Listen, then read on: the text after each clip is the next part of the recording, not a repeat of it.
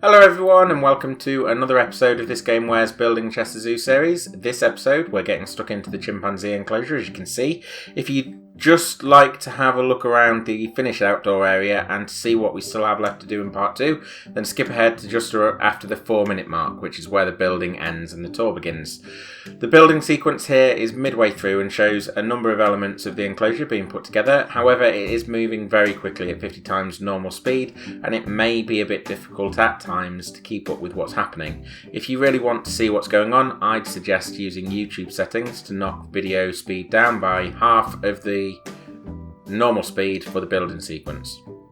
I didn't include the whole of the build as it's such a long process even when you speed it up.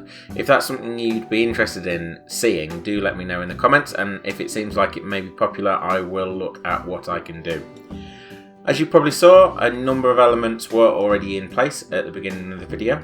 I'd already placed the building outlines, I'd already dug out the rather large moat and actually filled it with water, although it's empty now. I'd already placed the climbing frame posts, so the main posts. I'd already placed some foliage, but not too much, just bits around the front, I think. And I'd already marked out the animal thoroughfares in the enclosure and the pathing for the guests. I've approached this build in a different order to what I'd normally tackle each enclosure in, partly because I really wanted to build another climbing frame, and this one is huge, and I was quite excited about doing it, to be honest. Call me whatever you like, but I was. But also because there's a reasonable amount of clearance between the buildings and planting in this enclosure, meaning that the plants won't get in the way of putting the buildings together in the same way they would with other enclosures. You'll notice I returned to the concrete area outside the chimps indoor area to add a ramp which appears in the real world enclosure. In doing so, I noticed that the water keeps cleaning itself up, despite not having water pumps in the zoo anywhere at all. I've noticed this before, but it's particularly bothersome with this enclosure because of the amount of water, and there are some shortcuts I've taken underwater that I prefer to stay there. Hidden, is what I mean. I do wish I'd captured the full creation of the climbing frame, but to be honest, I forgot to press record when I was putting in the ropes.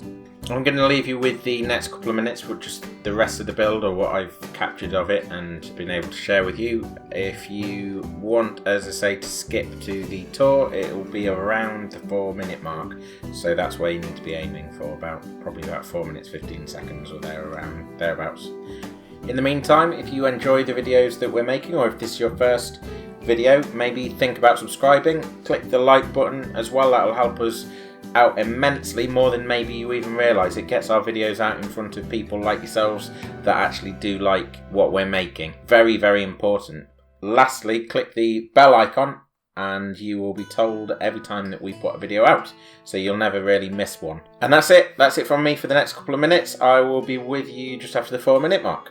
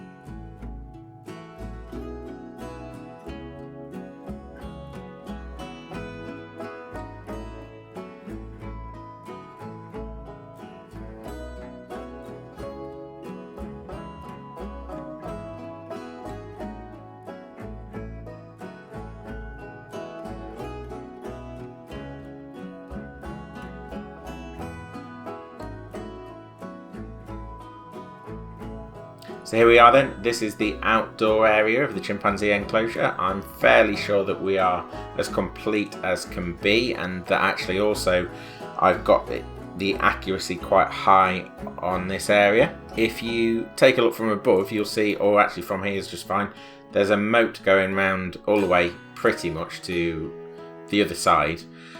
Quite a large moat at times as well, and actually I've made it probably a bit deeper. If we dip into the water, it's quite a deep moat as well, and that is to make sure that the chimps aren't tempted to stage a walking on water miracle of some kind to get to the other side. It does sometimes happen in the game that if you don't make things deep enough, obviously they will tempt it to try and escape. They can't do anything like that here because we've made sure the distances are too far for them to jump and the water itself is too deep for them to jump into. They're not great swimmers. You'll also notice, if you didn't already see in the build sequence, that the land is lined with these wooden columns. Now these are, I think, 2-meter columns all the way around, and they serve the purpose, I think, of reinforcing the land to make sure that the earth doesn't erode away with into the water. And these go all the way round the edge of the land, all the way to the other side, and it took, as you can imagine, it took a long time. I know in the build sequence at the beginning it didn't seem to take very long, a few seconds maybe, but this was a good 4 hours work of putting those in and making sure that the land around them looked appropriate. So this is the zoo from this angle, and you should be seeing right now a Google Earth image that I've captured that shows it from this angle in the real world. Obviously that's slightly out of date because I think the latest Google Street View images are from about 2014, but forgive me that at the very least. I've tried to take that into account with actually building up the amount of foliage and how big things would actually be now rather than going from the picture that we've got. So I've factored that in, or tried to, and things are a little bit bigger in the game than they were in 2014. I've also put in the long grass, so the long grass is all the way through the enclosure, but what I've particularly done is done it round the edge so that it hangs over the edge like this, you see, and that was because the real zoo, everything's quite long and has been left to grow, which is a good thing as far as I'm concerned.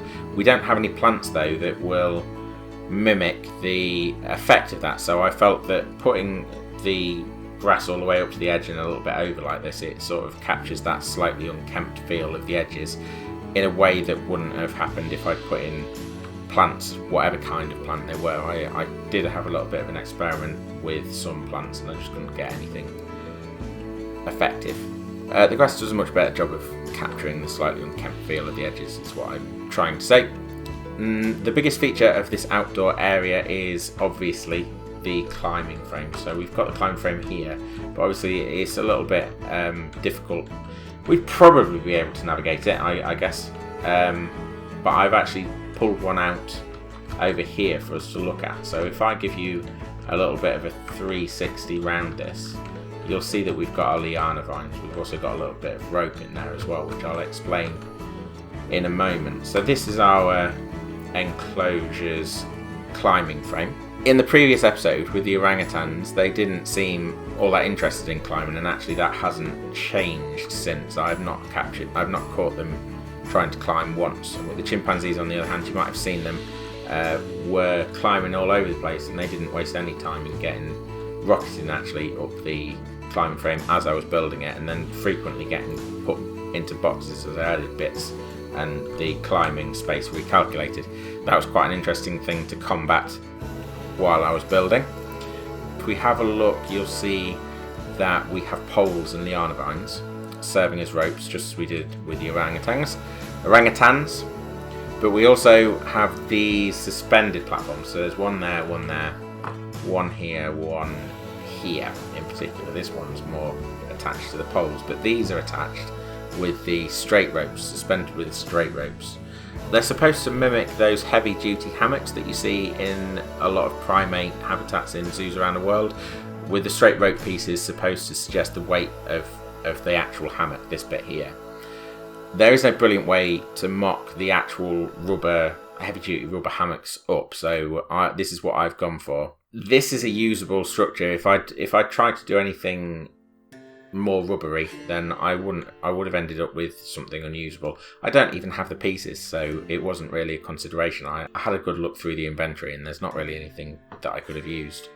If you do know a good example of someone else who's managed to make a great version of them, I'll have popped an image up to show you what I mean.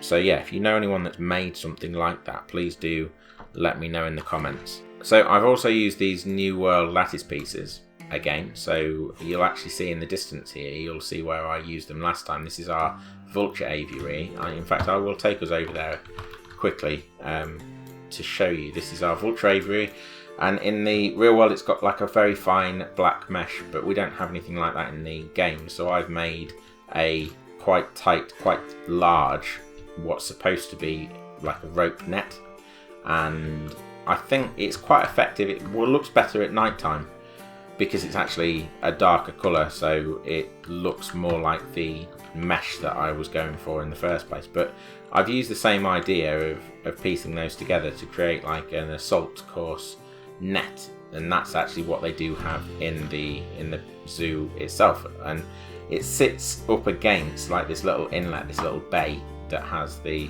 weeping willow on it, on an island in the middle. This climbing frame, well used by the chimpanzees. There's one going for it right now, and another one, look. So great stuff. They do use it a lot, and there's a lot of climbing here, and it is available too on the workshop. So if you want to grab a pretty large climbing frame, then please do so. The link will be in the description below. Finally, the last thing that I tackled was the foliage. So this aside, I did actually do this bit closer to the beginning, but I added the rest of the foliage that you see. So all of this here I added later on, and I took an approach with the bushes. So these down here and these here and over here and whatnot. I took the approach of trying to tie the whole enclosure together. So you'll see in this one that there are certain bushes that crop up elsewhere, and they crop up across here as well in this little clump of bushes, the creosotes in particular. And I figured that using those bushes over the entirety of the enclosure would help to tie everything together. As I alluded to earlier, I normally leave foliage until close to the end of building each enclosure, but because the buildings are quite self-contained, there's quite a nice gap between them. I felt that I was probably safe to actually pop the foliage in for the outdoor enclosure earlier on now, so that makes it, or that finishes it off. The enclosure is quite densely planted, so there are some quite bushy areas, but it also seems to have quite open areas. So we've got this open area here, and then underneath the climbing frame over here we've got quite an open area. As always, my approach with planting is to try with what I have in the game to mimic as closely as possible the look and feel of what the zoo has. So rather than get the exact plants, which is frankly impossible, the game just doesn't have the breadth of planting that we would need to get everything exactly right. And even if it did, I'm not entirely certain that I'd be able to identify plants accurately from a distance or close. So there we go. We do actually have in the enclosure already a troop of 15 chimpanzees. You'll have seen them bounding around all over the place, playing the keyboard over here, look. There are 15, as I say, but there are actually in Chester Zoo's enclosure there are 20, I think, in their troop from the last I heard, and that includes 6 males and 14 females. I'm not too sure how many of these are babies, but some of them definitely are. The game, however, threw a hissy fit when I got to 16, so I had to evict a male to drop it down to 15, and that left us with 5 males and 10 females in our version of the Chester Zoo troop. We've had a few fights for dominance, which, as far as I'm aware, is normal in chimpanzee society, but the game seems to treat it as an emergency. I'm not sure whether it definitely is or not, but that's something to keep an eye on. 5 males, obviously there's going to be a few fracas to see who's the boss, and that's been happening, but the game doesn't seem to like it. We'll just have to keep an eye on what's going on there. So what have we got left to complete? So we've actually got the buildings. They're our next point of focus, and I've mapped it out, but I've obviously used the wrong materials for the walls. I don't know why I keep doing this to myself. I need to get into the habit of using the right wall type for that part of the process. So for each each build from now on, I'm hopefully going to have the foresight to use the right type of wall. If we zoom back a little bit, we can see that we've got this large gap here in front of here, for anyone that can't see my cursor, that needs planting up. So primarily it's planting here, but there is also along the edge of the fence a path that you can see the chimpanzees from. So I'll be popping in the path and I'll be popping in planting all around the edges here.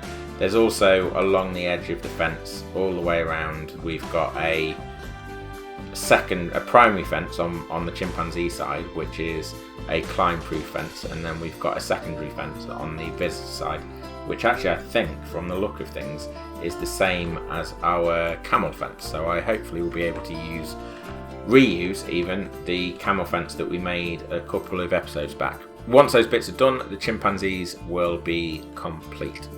And talking of complete, that's about it from me this time around. Thank you to NVX Alpha, who reached out in the comments recently. At their request, we'll be moving on to the tapirs once we're done with the chimps. If you're enjoying the series, please do consider subscribing and banging the bell so YouTube can let you know when each new episode releases. Please also consider popping a like on the video, as this will help get it in front of other people just like you and me who might also like it. Thank you everyone who keeps coming back to watch, and especially those who stick it out to this point. If I hadn't had such a positive response, I'd have stopped doing this ages ago, so thank you, and please do keep coming back.